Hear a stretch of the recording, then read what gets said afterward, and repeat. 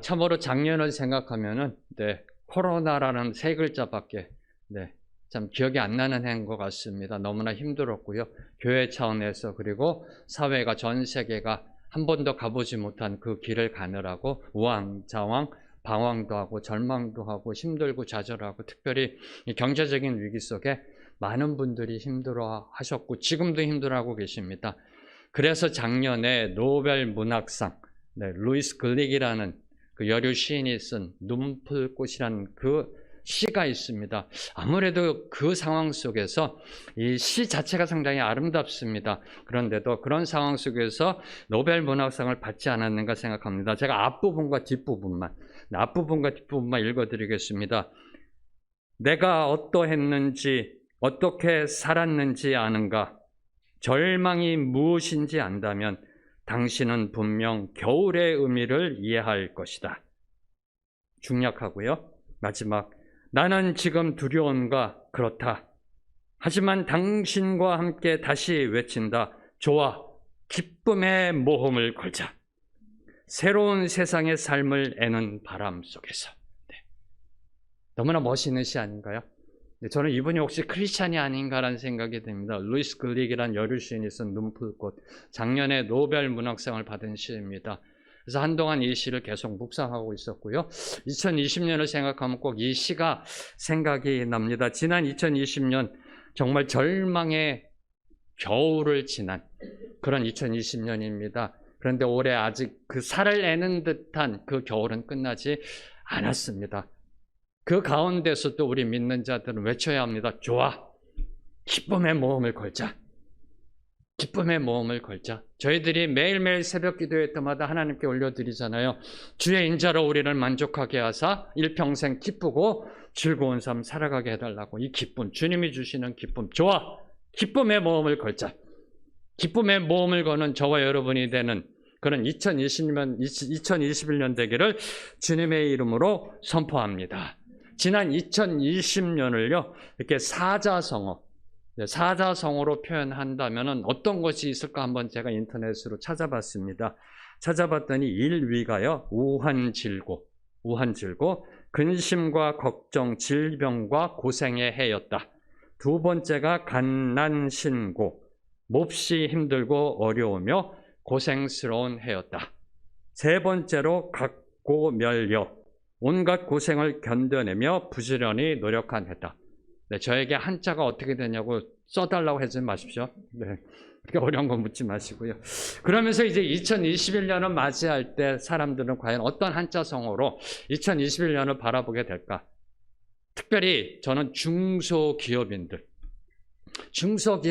과연 어떻게 바라볼까? 너무나 힘든 해였기 때문에 작년에 특별히 중소기업인들의 그 한자성어를 뽑은 것이 눈에 가더라고요. 중소기업인들이 뽑은 1위가요. 토적성산, 흙이 쌓여 산을 이룬다는 뜻입니다. 작은 것들이 쌓여 큰 일을 성취하겠다. 작년 한 해 힘들었는데 올해 이제 내실 경영을 통해서 하나 경영 성과를 이루어 가겠다라는 그 중소기업인들의 그 뜻과 의지가 들어있는 성어입니다. 2위는 백절불굴, 100번 꺾여도 굴하지 않고 일어나겠다. 그리고 세 번째는 거주양난, 가야 할지 머물러야 할지 결정하기 어려운 해가 될 것이다. 아직도 살을 애는 듯한 겨울에 있음을 고백하고 있는 한자성어입니다. 자, 여러분은 2021년에 토적성산과 백적불굴의 정신으로 어디로 가야 할지 정하셨는지요? 어디로 가야 할지 정하셨는지요? 토적성산과 백적불굴의 정신으로 거주양난, 어디로 가야 할지, 어디에 머물러야 할지 여러분은 결정하셨는지요? 바로 이 질문에 대해서 오늘 말씀을 통해 저와 여러분이 은혜 받고요, 2021년을 대비하게 되기를 소망합니다. 오늘 말씀은 저와 여러분이 너무나 잘 알고 있는 창세기 12장 1절과 2절입니다. 아마도 귀에 못이 받도록 들은 말씀이고요. 이 창세기 12장을 여는 첫 두 절의 말씀입니다. 근데 이 창세기 12장으로 가기 위해서는 창세기 11장이 있었다는 사실을 기억하셔야 됩니다.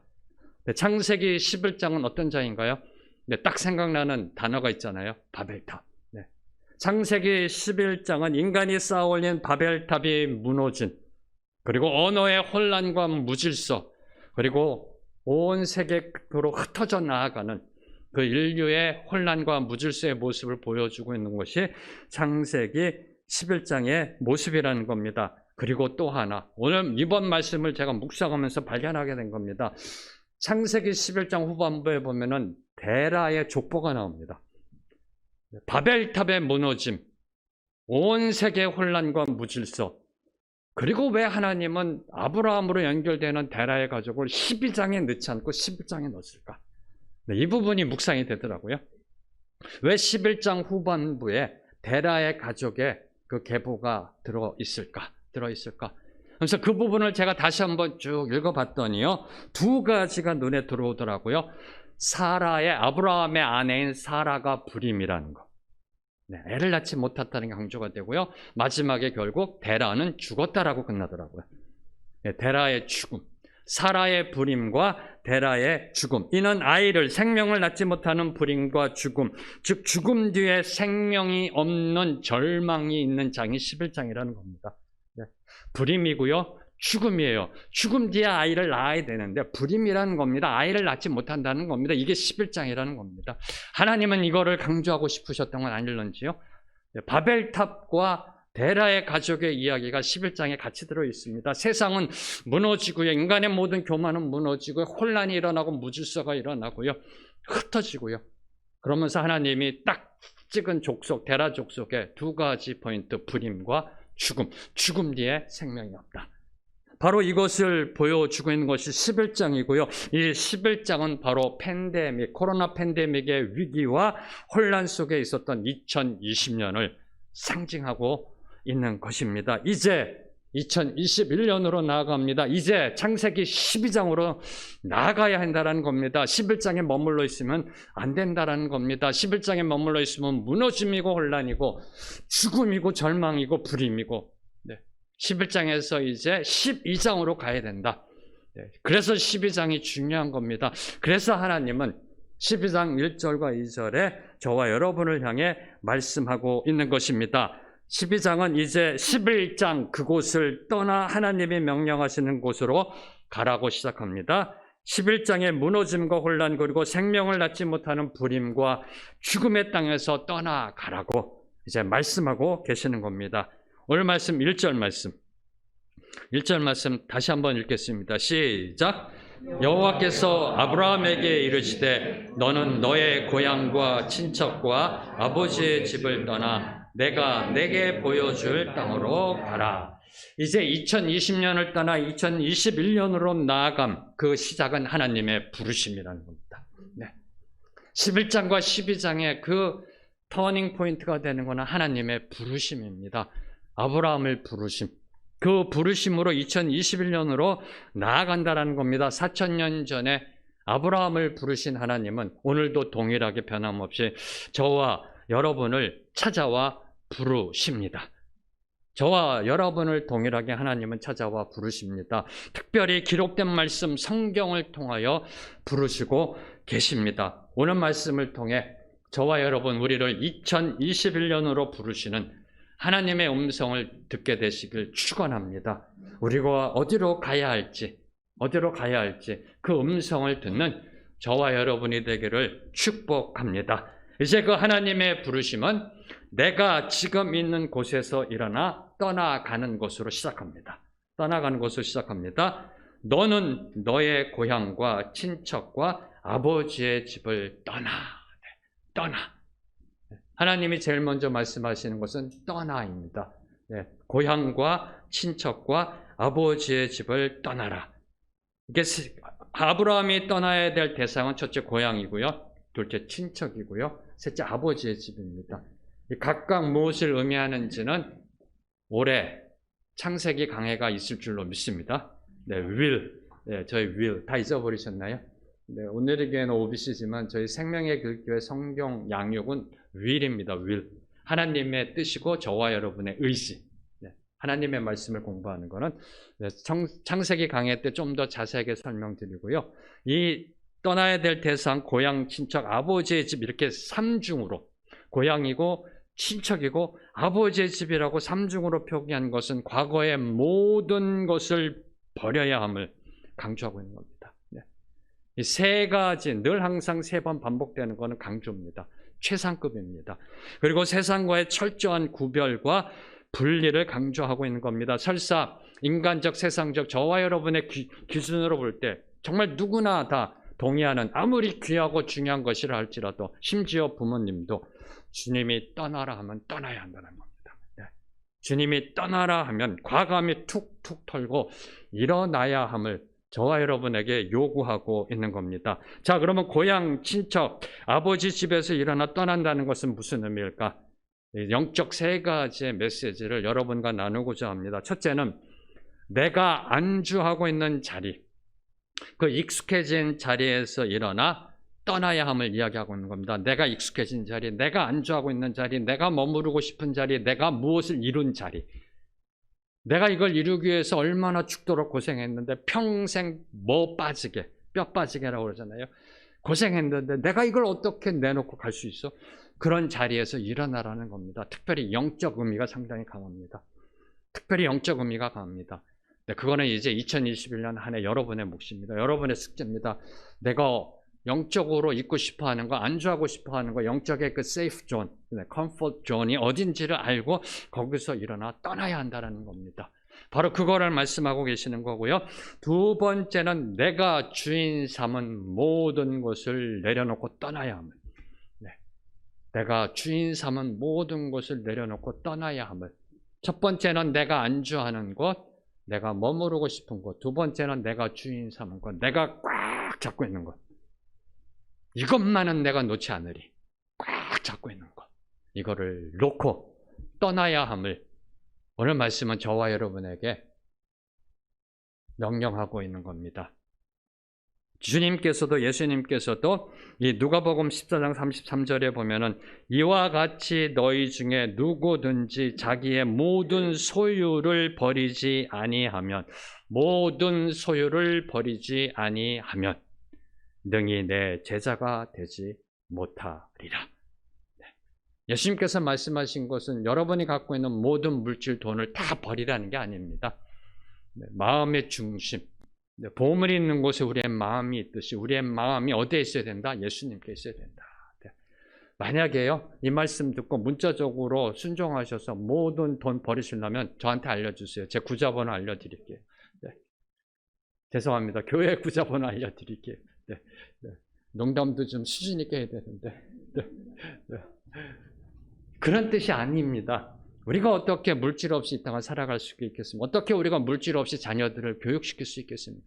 그런 뜻이 아니라 모든 소유를 버리라는 뜻은 내 마음이 보물에 있지 말고 물질에 있지 말고 100% 하나님께 두라라는 바로 그 말씀. 그 말씀이 고향 친척 아버지의 집을 떠나라는 말씀이고, 세 번째로는 이제 고향 친척 아버지 집을 떠난다는 것은 새로움의 개척을 의미하는 겁니다.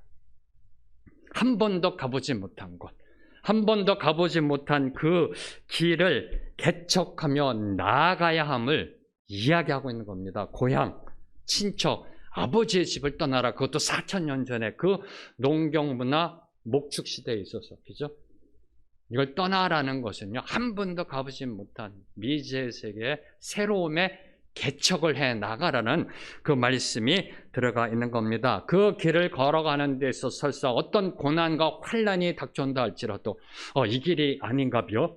그래서 다시 원위치 하는 게 아니라 그걸 뚫고 나아가는 형통의 길을 만들며 나아가라는 겁니다. 우리 집사님 기도해 주셨던 것처럼 사막의 길을 내고요, 광야의 길을 내고 사막의 강을 내고요. 그렇게 개척하며 나가라는 바로 그 의미가 오늘 말씀 속에 있는 겁니다. 준비되으셨는지요? 떠날 준비가 되으셨는지요? 11장에서 12장으로 가기 위해서는 떠나야 됩니다. 11장에서 떠나셔야 된다니까요. 떠날 준비가 되어 있으신지요? 이제 떠나라 명하신 하나님, 그 다음으로 가라라고 명령하십니다. 내가 내게 보여줄 땅으로 가라. Go! 가라. 가라고 명령하고 계십니다. 누구에게 떠나가라고 말씀하고 계시는가요? 아브라함입니다. 누구에게 지금 떠나가라고 명령하고 계십니까? 아브라함입니다. 다시 말하면 아브라함 외에는 그 누구도 이 명령을 순종할 수 없다라는 겁니다. 아브라함이 이 말씀에 순종해야 함을 지금 암시하고 있는 겁니다. 이에는 하나님의 부르심에는 반드시 1인칭 나의 순종이 있어야 된다. 1인칭 나의 순종이 반드시 있어야 함을 강조하고 있는 겁니다. 하나님의 뜻과 비전은 저와 여러분의 1인칭의 순종으로 시작하고 있음을 보여주고 있는 겁니다. 이스라엘을 향한 그 구속 계획, 저와 여러분이 이미 성경을 알고 있잖아요. 이스라엘을 향한 그 구속 계획이 한 사람 아브라함으로부터 시작하셨듯이, 이스라엘을 향한 하나님의 구속 계획이 한 사람 아브라함을 부르심으로 시작하였듯이 오늘 저와 여러분을 향한 부르심, 나를 향한 그 부르심은 내 가정의 회복을 이룰 거고요, 내 자녀들을 다시 일으킬 거고요, 이 교회를 다시 개혁시킬 거고요, 이 나라와 이 민족을 황무함에서 건져내어 구원으로 이끌어 가실 줄 믿습니다.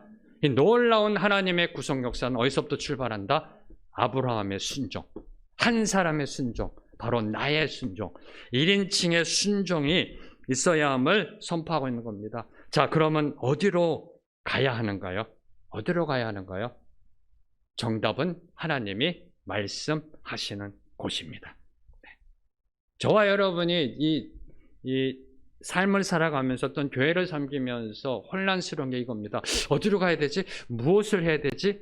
이 질문에 인간적인 답을 내놓으려고 합니다. 늘 항상 이게 사람은요, 좀 이게 뭐라고 할까요? 급한 게 있는 것 같아요.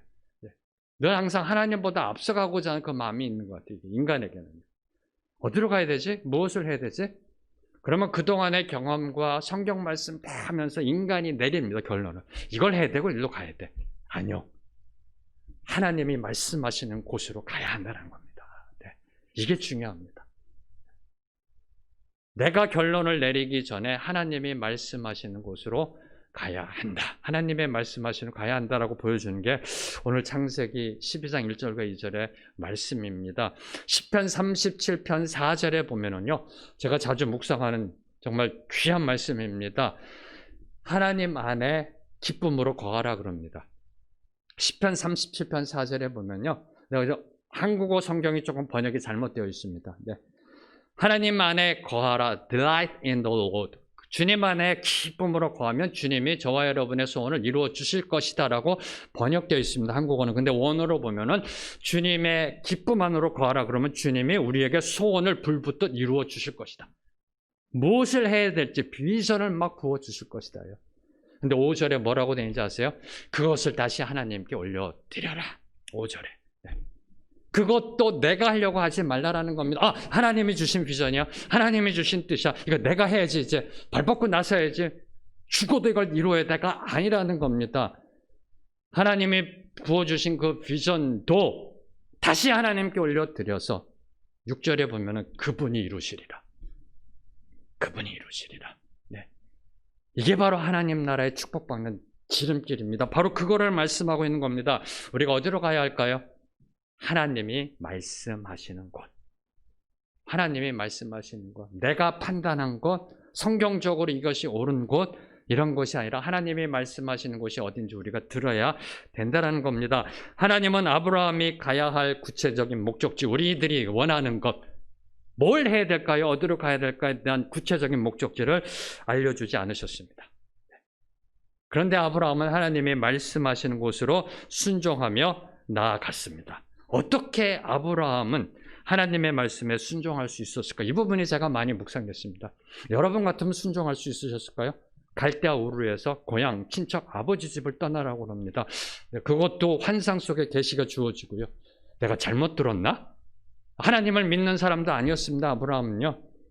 해를 섬기고 달을 섬기고 우상을 섬기던 갈대아 우르에서 그런 아브라함에게 찾아가셔서 떠나가라 명령을 하시는 겁니다. 여러분 같으면 순종하실 수 있었겠는지요? 아니, 가려면 지금 정확하게 알려주시지. 내비 찍어가지고 탁탁 어디를 가라고 해야지. 주소까지 딱 정확하게 줘서. 그런 것도 아니고 그냥 가라. 근데 어떻게 순종했을까요? 이 부분은 묵상하면서 그 답이요, 그 답이 오늘 말씀 속에 있더라고요. 하나님은 아브라함이 가야 할 목적지를 어떤 땅이라고 말씀 안 하셨고요. 원어를 보면은 그 땅, 정관사 더가 붙어 있습니다.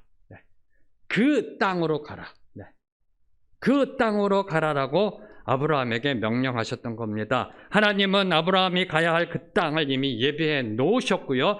아브라함이 알지도 못하는 미지의 땅으로 나아갈 수 있었던 것은 하나님의 분명하고도 확신에 찬 명령, 그 땅으로 가라. 그 땅의 약속을 들었기 때문입니다. 별로 실감이 안 나시죠? 하나님이 이렇게 말씀하신 겁니다. Go! 네. Go! The land. 그 땅으로 가라. 이걸 들은 겁니다. 아브라함은요. 야, 있잖아. 그 땅이 하나 있는데 그런 땅으로 하면 그게 아니고요. Go! 그 땅. 이걸 들은 겁니다. 이걸 들은 겁니다. 저는 이 말씀을 묵상하면서 옛날에 우리 한 목사님 7년 되면 떠나라. 그리고 땅 끝까지 일어나 선교하라 할 때 한 목사님 외치셨던 그 고! 이게 생각이 났더라고요. 그래서 한 목사님이 그렇게 외치셨구나. 바로 이 하나님의 음성, 이 하나님의 음성을 한 목사님은 들으셨던 거구나. 이걸 아브라함이 들은 겁니다. 그것도 인간의 고가 아니라 신의 분명하고 확신에 찬 그 땅 고. 네. 이 말씀에 순종하며 아브라함은 나아갔던 겁니다. 하나님은 오늘도 우리를 향해 선포합니다. 고! 우리를 향해 선포하고 있습니다. 바로 그 땅의 약속을 듣는 우리 모두가 되기를 소망합니다. 근데 여기서 한 가지 주목해야 될 건 하나님이 아브라함에게 가라 명하신 그 땅은 보여준 땅이 아니라 보여줄 땅이란 사실입니다. 보여줄 땅. 저는 이 말씀을 묵상하면서요, 갑자기 저희 생명의 길 교회가 쭉 이렇게 주마 등산이라고 그러나요? 쫙 그냥 지나가더라고요. 혹시나 제가 한자성어를 잘못했으면 이해해 주시기 바랍니다. 쭉 지나가더라고요. 2년 전에 하나님은 부족한 저에게 교회를 개척하라고 명하셨습니다. 네. 그리고 11개월에 걸쳐서 기도하게 만드셨고요. 하나님의 음성을 제대로 들었는지, 그리고 왜 또 다른 교회가 세워져야 되는지, 마지막은 왜 접니까? 젊은 목사님들도 많은데 11개월의 기도를 거쳐서 주님의 음성을 듣고 나아갔습니다. 아직 한 번도 가보지 못한 길, 한 번도 가보지 못한 길, 주님이 보여줄 그 땅으로 순종하며 나아갈 때 하나님은 동역자 한 분 한 분을 붙여주기 시작하셨습니다. 특히 지난 1년 생명의 길 교회가 이게 회고를 해보면요, 보여준 땅이 아니라 보여줄 땅으로 우리가 나아간 한 해가 아닌가 생각합니다. 1년 전 하나님은요, 작년 1년 전 1월 5일 날 첫 예배 드릴 때 이곳 신사동에서 우리가 이렇게 예배 드릴 것을 보여주지 않으셨습니다. 1년 전 1월 5일 저희들이 하나님 앞에 예배 드릴 때 이렇게 귀한 성도님들 보내주셔서 함께 주님의 교회를 세워갈 것을 보여주지 않으셨습니다. 하나하나 여기서 말씀드리면 정말 날이 새도록 저희가 이야기할 수 있는데요, 제가 드리고자 하는 말씀은 하나님의 말씀에 순종해서 일어나 떠나 가니까 한 번도 가보지 못한 그 길, 그 땅, 그곳을 향해 가니까 하나님이 하나하나 보여주시기 시작하시면서 하나님이 친히 이루어 오셨다는 사실입니다. 하나님이 친히 이루어 오셨다는 사실입니다. 바로 이 축복이 아브라함을 향해 선포됐던 거고요, 그리고 저희 생명의 길 교회를 향해 이미 선포되었던 것입니다. 할렐루야, 얼마나 감사한지요.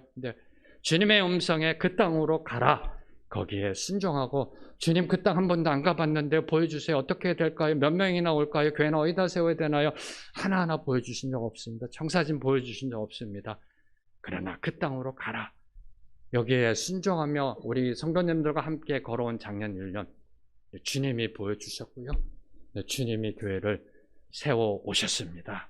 바로 이 축복은요 2020년으로 끝나는 게 아닙니다. 올해 2021년, 내년 2022년 계속해서 이 하나님의 축복은 부어질 줄로 믿습니다. 여러분의 아멘 소리가 적으면 하나님이 쓱 다시 걷어들이세요. 네. 이 축복을 부어주실 줄 믿습니다. 네, 가정에서도 아멘 하셔야 돼요. 네. 자, 2절 말씀. 2절 말씀 함께 읽겠습니다. 시작. 내가 너로 큰 민족을 이루고 내게 복을 주어 내 이름을 창대하게 하리니 너는 복이 될지라. 그 땅으로 가라. 그러면 내가 너로 큰 민족을 이루고 내게 복을 주어 내 이름을 창대하게 하리니 너는 복이 될지라. 자, 2절에서 어떤 축복을 받기 원하세요? 네. 속으로만 답하세요. 이렇게 마음속으로. 네. 어떤 축복을 받고 싶으세요? 2절 말씀 속에 큰 민족을 이루고 내게 복을 주어 내 이름을 창대하게 하리니 너는 복이 될지라. 잠시 시간 드릴게요. 중요한 포인트라서 그렇습니다. 이 말씀 중에서 나는 어떤 복 받기를 원할까? 솔직히요. 저와 여러분이 붙잡아야 할 것, 하나님의 말씀에 순종하여 일어나 떠나 그 땅으로 가서 바라봐야 할 것, 그것은 큰 민족을 이루고 이름을 창대케 하는 것이 아니라는 겁니다. 여기에 하나님이 주시는 축복의 함정이 있습니다. 대부분의 성도님들은 이걸 붙잡습니다. 창세기 12장 1절과 2절 하면 이 축복을 붙잡고 이 축복이 생각납니다. 큰 민족, 이름을 창대케 하고. 저희들이 자녀들을 위해 기도할 때도 이 말씀이 생각나면 이걸로 기도하잖아요. 네. 여기에 축복의 함정이 있습니다. 하나님이 주신 축복의 함정입니다. 교회가 커지고요, 부흥하고요, 그 이름이 창대케 되는 것, 하나님의 몫이라는 겁니다. 먼저 그의 나라와 의를 구하라. 그리하면 이 모든 것을 너희에게 더하시리라.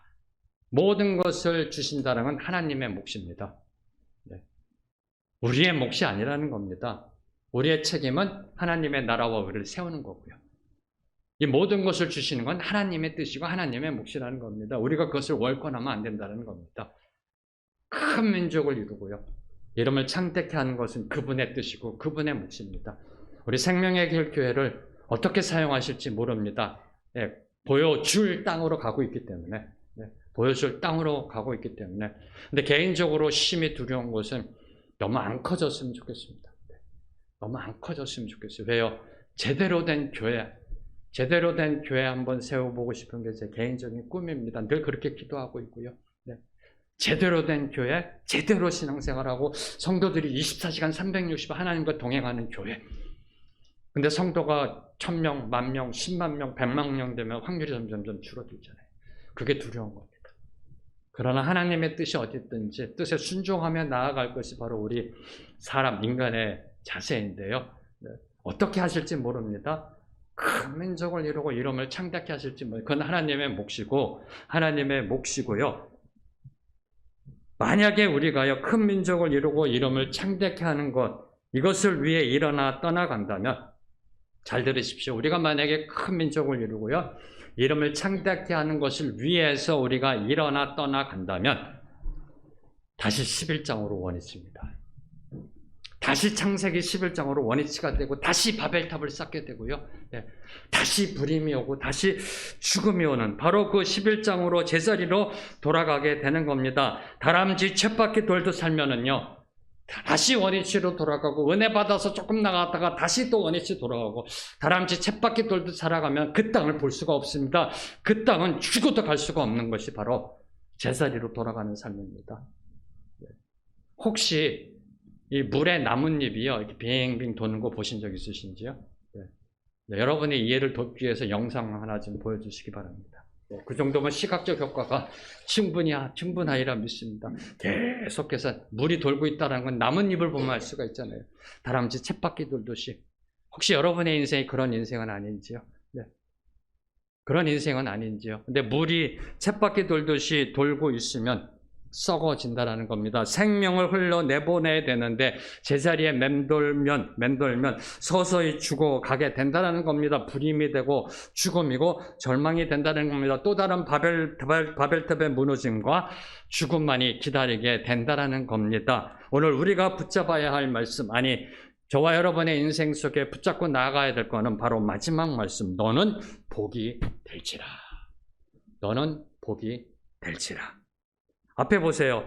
주어가 내가입니다. 12절에 내가 하나님이 너로 큰 민족을 이루고 내게 to you 복을 주어 너의 이름을 창대케 하겠다. 그건 하나님의 몫이란 겁니다. 내가 한다. 이제 너는 복이 되라.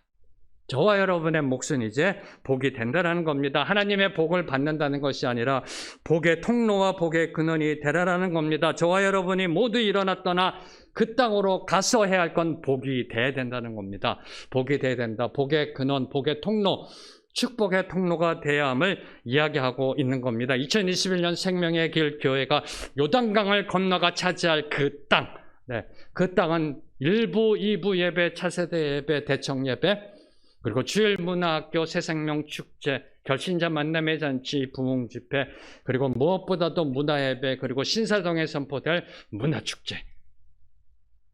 저와 여러분이 아직 한 번도 가지 않은 그 길입니다. 이제 그 길로 나아갑니다. 그 땅으로 나아갈 때, 저와 여러분이 뭐가 되어야 되는가? 복이 되어야 된다는 겁니다. 축복의 통로가 되어져야 함을 저와 여러분에게 명령하고 계시는 겁니다. 그러기 위해서는, 하나님의 축복을 흘려보내기 위해서는 우리가 먼저 하나님이 베푸신 은혜와 사랑의 충만함으로 들어가야 합니다. 우리가 먼저 말씀 충만, 성령 충만함의 삶의 축복을 받아야 합니다. 그래서 올해 2021년 교회표를 성령으로 살고 성령으로 행하자라는 말씀을 하나님이 주셨고요. 그래서 이 말씀으로는 이번 주일 말씀, 교회표 말씀은 주일 말씀에 다시 한번 하나님의 은혜를 받고요. 그리고 기도회 주제 말씀은 이제 시편 90편 14절에서 주의 인자로 우리를 만족케 하사 일평생 기쁘고 즐거운 삶 살아가게 하옵소서에서 이제 시편 16편 11절의 말씀을 주셨습니다. 기도회 주제 말씀. 시편 16편 11절 말씀 함께 읽겠습니다. 시작. 주께서 생명의 길을 내게 보이시리니 주의 앞에는 충만한 기쁨이 있고 주의 오른쪽에는 영원한 즐거움이 있나이다. 저희 교회의 이름 생명의 길 교회에 주신 그 말씀입니다. 그 말씀, 이 세상 그 어떤 것보다도 크고 영원히 쇠하지 않는 기쁨은, 변하지 않는 기쁨, 우리를 영원히 기쁘고 즐거움으로 인도하는 것은 바로 나를 향한 주님의 은혜, 생명을 주신 그 주님의 은혜를 경험하는 겁니다. 우리에게 영원한 생명으로 우리를 감싸고 있는 주님의 사랑을 느끼는 그 기쁨만이 세상을 향해 하나님의 복을 전할 수 있는 겁니다. 내가 기뻐야, 내가 즐거워야, 내가 축복받아야, 내가 행복해야 세상을 향해 무엇이 축복된 삶이고 무엇이 행복한 삶인지를 보여줄 수 있는 것 아닐런지요. 하나님은 저와 여러분에게 분명하게 선포하십니다. 일어나 떠나가라. 그리고 복이 될지라. 축복의 근원, 통로가 되기 위해서는 저와 여러분이 먼저 그분의 사랑 안으로 들어가야 되고요. 그분의 기쁨과 즐거움 안으로 들어가야 한다는 겁니다. 느껴야, 경험해야, 거기에 살아야 보여줄 수 있는 거 아닌가요? 하나님의 기쁨과 즐거움 안에 충만히 거하시면서 2021년 비전을 향해 담대히 달려나가는 저와 여러분이 되기를 축원합니다. 자, 이제 저희 거의 주제송과 같은 주가 보이신 생명의 길 함께 찬양하며 오늘 주신 말씀을 묵상하겠습니다.